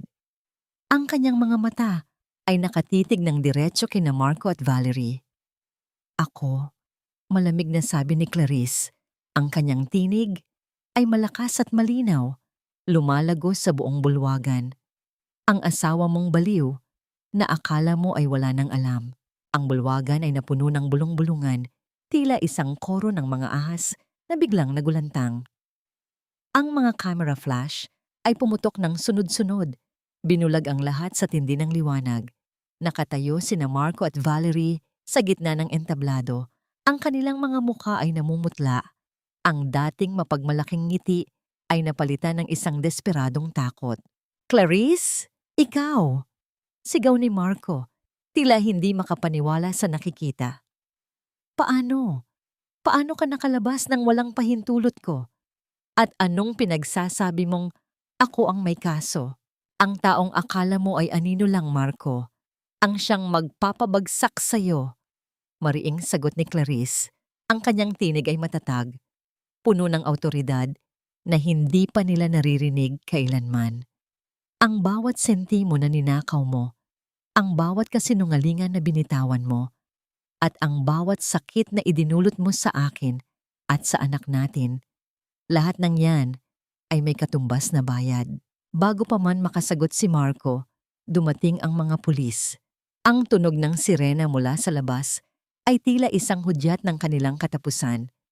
Nilapitan ng mga pulis si Marco at Valerie, ipinakita ang isang warrant of arrest.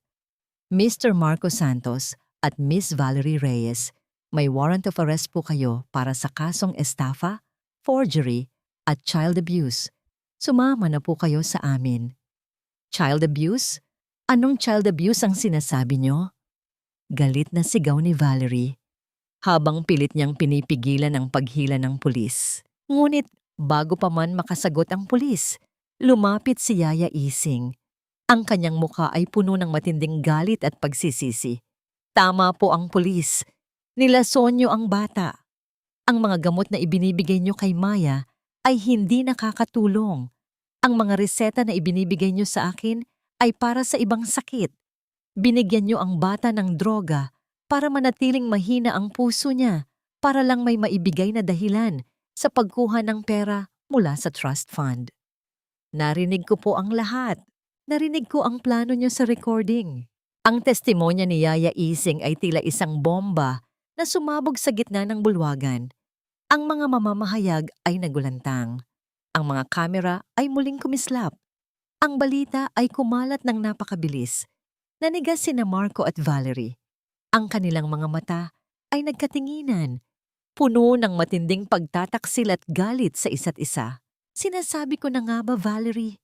Ikaw ang nagtulak sa akin na gawin ito. Ikaw ang nagplano ng lahat. Ang lahat ng ideya ay galing sa'yo. Sigaw ni Marco, habang pilit niyang itinutulak ang kabit palayo sa kanya. Ako? Marco, huwag kang magsinungaling. Ikaw ang may gusto ng pera. Ikaw ang nagpanggap na nagmamalasakit sa anak mo para lang makuha ang insurance money niya. Ganti ni Valerie. Ang dalawa ay nagsimulang mag-away sa harap ng lahat. Nagtuturoan, naghuhubaran ng mga kasinungalingan. Ang dating magkasintahan na nagdiriwang ng kanilang tagumpay ay ngayon ay nagpapakita ng kanilang tunay na kulay. Mga sakim at walang pusong demonyo. Sa gilid ng entablado, dumating si Doña Carmen. Ang kanyang mukha ay namumutla. Ang kanyang mga mata ay nanlilisik sa galit. Anong nangyayari rito? Marco, Valerie, tumigil kayo. Nakakaya kayo. Ngunit hindi siya pinansin ng dalawa. Nilapitan ni Doña Carmen si Clarice. Ang kanyang kamay ay nakataas, handang sumampal. Walang hiya ka. Dahil sa'yo, sinisira mo ang pangalan ng pamilya namin. Ngunit bago pa man dumampi ang kamay ng matanda sa mukha ni Clarice, isang malakas na kamay ang humawak sa kanyang pulso. Iyon si Gabriel. Nakatayo si Gabriel sa tabi ni Clarice. Ang kanyang mga mata ay matalim, puno ng galit na hindi niya kailanman ipinakita. Wala na kayong karapatan sa kanya. Huwag niyo na siyang hahawakan o lalapitan pa. Nanigas si Doña Carmen. Ang kanyang mga mata ay nagtagpo sa mga mata ni Gabriel at doon niya nakita ang isang banta na hindi niya kayang balewalain. Habang nakatingin si Clarice sa eksena, naramdaman niya ang isang matinding kaligayahan. Hindi ito kaligayahan ng paghihiganti, kundi kaligayahan ng kalayaan. Ang mga taong nagpahirap sa kanya, ang mga taong nagbalak na sirain siya at ang kanyang anak, ay ngayon ay nagpapahirap sa isa't isa. Ang karma ay tila isang malakas na bagyo na bumabagsak sa kanilang lahat. Sa gitna ng kaguluhan, isang maliit na tinig ang narinig mula sa likuran. Si Maya, kasama niya si Attorney Sam. Ang bata ay may ngiti sa kanyang labi. Tila ba naiintindihan nito na sa wakas, tapos na ang lahat ng pagpapahirap. Lumuhod si Clarice at niyakap ng mahigpit ang kanyang anak. Naramdaman niya ang malusog na pagtibok ng puso ni Maya. Walang gamot, walang pananakit. Ang kanyang anak ay malaya na. Mama, Bulong ni Maya habang hinahalikan ng pisngi ng kanyang ina. Niyakap ni Clarissa si Gabriel at Attorney Sam. Ang kanilang pagkakaisa ang naging susi sa kanilang tagumpay. Sa labas ng bulwagan, habang dinadala ng mga pulis sina Marco at Valerie, at si Doña Carmen ay patuloy pa ring sumisigaw ng kanyang pagtutol. Nginisian ni Clarissa si Gabriel. Maraming salamat, Gabriel. Dahil sa'yo, nakuha ko ang hustisya. Hindi dahil sa akin, Clarice. Dahil sa sarili mong lakas. Sagot ni Gabriel habang hinahaplos ang pisngi ng babae. Ikaw ang naglaban. Ikaw ang nagtiis. At ikaw ang nagwagi. Sa sandaling iyon, isang malakas na kanta ng pagdiriwang ang narinig mula sa isang malaking telebisyon sa labas ng bulwagan. Ang balita ay kumalat na. Ang kwento ng isang inang nagtiis at lumaban para sa kanyang anak ay naging inspirasyon para sa lahat. Tumingin si Clarice sa sikat ng araw. Ang kanyang buhay ay hindi na kasing dilim ng dati. Ang kanyang puso ay puno ng pag-asa. Ang araw ay sumisikat ng buong ningning. Tila ba ipinagdiriwang ang isang bagong simula. Ang sariwang simoy ng hangin ay yumayakap sa balat ni Clarice habang nakaupo siya sa gilid ng kama ni Maya. Mahimbing na natutulog ang bata, ang kanyang mukha ay payapa, malayo sa mga bangungot na dinanas nila. Ang lagnat nito ay tuluyan ng bumaba at ang kulay sa kanyang pisngi ay dahan-dahang bumabalik. Salamat sa Diyos, Maya, bulong ni Clarice habang hinahalikan ng noo ng kanyang anak. Bumukas ang pinto. Pumasok si Gabriel. May bitbit na isang tasa ng mainit na tsaa at isang maliit na sobre. Ang kanyang mga mata ay puno ng pag-aalala, ngunit meron ding kakaibang kapayapaan. Kumusta na si Maya? Mahinang tanong ni Gabriel. Ayos na siya. Humihinga na ng maluwag. Sagot ni Clarice. Ang kanyang nangiti ay totoo, at ito ang unang pagkakataon nang ngumiti siya ng buong puso. Salamat, Gabriel. Kung wala ka, hindi ko alam kung paano namin kinaya ang lahat. Umupo si Gabriel sa tabi ni Clarice. Ang kanyang kamay ay marahang hinawakan ng kamay ng babae. Ang kanyang haplos ay tila isang balabal na nagbibigay ng init sa malamig na kaluluwa ni Clarice. Hindi mo kailangan magpasalamat. Kung ano man ang ginawa ko dahil naniniwala ako sa'yo.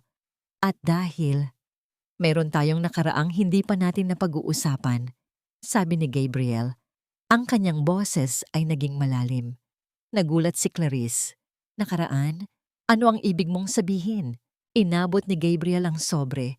Sa loob niyon, naroon ang isang luma at kupas na litrato.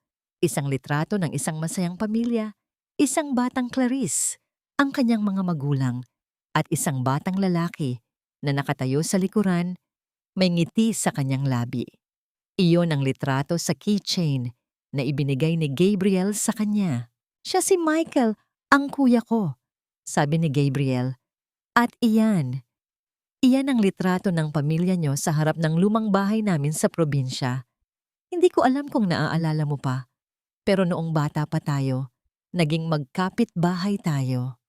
Ang iyong ama, siya ang naging parang pangalawang ama ko nang mamatay ang sarili kong tatay. Ang pamilya niyo ang nagturo sa akin kung paano bumangon. Nagsimulang tumulo ang luha ni Clarice. Ang mga alaala ay dahan-dahang bumabalik. Ang maligayang panahon sa probinsya, ang mga tawa ng kanyang ama, at ang kanyang mga magulang, ang batang lalaking laging kasama niya sa paglalaro. Iyon si Gabriel. Nang mamatay ang iyong ama, Clarice, at nang lumipat kayo sa Maynila, hindi na kita nakita. Narinig ko lang ang balita na nagpakasal ka sa anak ng isang mayaman na pamilya. Akala ko ay masaya ka na. Kaya nang makita kita sa simbahan, may kurot sa puso ko na tila nagmula sa nakaraan. Ang pamilyar na pangalan sa keychain, ang mukha mo. Alam kong ikaw iyon. Niyakap ni Clarice si Gabriel. Ang kanyang mga luha ay patuloy na dumadaloy, ngunit sa pagkakataong ito, hindi ito luha ng kalungkutan, kundi luha ng pag-asa at pagmamahal. Ang kanilang nakaraan ang nagsilbing tulay sa kanilang muling pagkikita. Patawad, Gabriel, sa lahat ng nakalimutan ko, bulong ni Clarice. Walang dapat ipagpatawad. Ang mahalaga ay ngayon. At ang kinabukasan, sagot ni Gabriel habang hinahalikan ang tuktok ng ulo ni Clarice. Sa loob ng ilang araw, ang lahat ay tila muling bumalik sa ayos. Si Marco at Valerie ay nabilanggo at ang lahat ng kanilang assets ay na-freeze. Si Doña Carmen ay nag-iisa na ngayon sa malaking mansyon, walang pera, walang suporta at nababalutan ng kahihiyan. Isang araw, habang nasa ospital si Clarice upang ipa-check up si Maya, nakita niya si Marco, nakakadena, payat at puno ng pagsisisi. Clarice, mahal, patawarin mo ako. Ang boses ni Marco ay basag, puno ng kalungkutan. Patawarin mo ako sa lahat ng kasalanan ko, hindi ko sinasadya. Tumingin si Clarice sa lalaki. Walang galit, walang poot. Tanging awa ang nararamdaman niya. Pinapatawad kita, Marco, hindi para sa'yo, kundi para sa sarili ko. Para malaya na ako at para makapagpatuloy na kami ni Maya. Ang mga salita ni Clarice ay tila isang matalim na balaraw na tumusok sa puso ni Marco. Ang pagpapatawad ni Clarice ang naging pinakamatinding parusa sa kanya. Ang pagpapatawad na nagsasabing wala na siyang halaga, na wala na siyang lugar sa buhay ng pamilya niya. Bago umalis, hinarap ni Clarice si Marco. Minsan, ang pinakamalaking pagkakamali ng isang tao ay ang balewalain ang pag-ibig na ibinigay sa kanya. Sana matuto ka. Naglakad si Clarice palayo, bitbit ang kanyang anak. Sa labas ng ospital, naghihintay si Gabriel. May ngiti sa kanyang mga labi. Handa ka na ba para sa ating bagong simula? Tanong ni Gabriel. Handang-handa na, sagot ni Clarice. Sa isang maliit na bahay, malayo sa kaguluhan ng Maynila, nagsimula ng bagong buhay sina Clarice at Maya. Binuksan ni Clarice ang isang maliit na flower shop. Ang kanyang dating hilig sa pagdidisenyo ay ngayon ay ginagamit niya sa pag-aayos ng mga bulaklak. Isang hapon, habang nag-aayos ng mga sariwang bulaklak, pumasok si Gabriel. May dala siyang isang maliit na kahon. Clarice, sabi ni Gabriel, lumuhod sa kanyang harapan. Binuksan niya ang kahon. Sa loob, naroon ang keychain na may medalyon. Ngunit sa pagkakataong ito, merong isang maliit at eleganteng singsing na nakakabit dito. Hindi ito ganoon kamahal, pero ang bawat hibla nito ay sumasagisag sa pangako kong hindi ka na muling hahayaang mag-isa. Magpakasal ka sa akin, Clarice. Napaluha si Clarice. Niyakap niya si Gabriel ng mahigpit. Oo, Gabriel, magpapakasal ako sa'yo. Ang kanilang mga labi ay nagdait, isang halik na puno ng pag-asa, pag-ibig at isang nakaraang nagsilbing pundasyon sa kanilang bagong kinabukasan. Ang lahat ng sakit at pait ay tila naglaho, napalitan ng isang pag-ibig na nagpapagaling sa lahat ng sugat. Ang mga dahon ng lumang puno ng mangga sa bakuran ng mansyon ay unti-unting nalalagas, kasabay ng pagdagsa ng panahon. Sa loob ng dating marangyang tahanan, si Doña Carmen ay namumuhay ng nag-iisa. Ang kanyang kayamanan ay naubos sa mga kaso at abogado. Ang kanyang mga kaibigan ay tinalikuran siya dahil sa kahihiyan. At ang kanyang nag-iisang anak ay nakakulong, nagbabayad sa kanyang mga kasalanan. Ang kanyang dating mataas na tinig ay ngayoy mahina at basag. Ang kanyang mga mata ay blangko, nakatitig sa kawalan. Ang dating matapang na lola ay ngayoy isa ng anino ng kanyang nakaraan. Naghihintay na tawagin ng oras ang kanyang kaluluwa sa pagbabayad. Sa bilangguan, si Marco ay naging payat at namumutla. Ang dating matikas na negosyante ay ngayoy isang bilanggo, kinasusuklaman ng sarili niyang pamilya. Ang kanyang mga plano, ang kanyang mga kasinungalingan, at ang kanyang pagtataksil ay nagdala sa kanya sa lugar kung saan walang makarinig sa kanyang mga panaghoy. Ngunit ang pinakamatinding parusa para sa kanya ay hindi ang 4 na sulok ng selda, kundi ang pag-alaala sa mga salita ni Clarice, ang pagpapatawad na nagsabing hindi na siya mahalaga. Si Valerie, na nagtangkang tumakas sa bansa, ay nahuli sa airport at nabilanggo rin. Ang kanyang kayamanan ay naubos, at ang kanyang ganda ay unti-unting kumupas sa loob ng rehas. Ang kanyang kapalaran ay naging paalala sa lahat na ang pansamantalang kaligayahan na nakabatay sa paninira ng iba ay may malalim na bayarin. Samantala, sa isang maliit na pamayanan, sa gitna ng mga sariwang bulaklak at halimuyak ng pag-asa, nagsimula ng bagong buhay si Clarice. Ang kanyang maliit na flower shop na pinangalanan niyang Maya's Blooms ay naging sentro ng pag-asa at inspirasyon sa lugar. Ang kanyang dating talento sa pagdidisenyo ay muling namulaklak, lumilikha ng mga obra na puno ng buhay at kulay.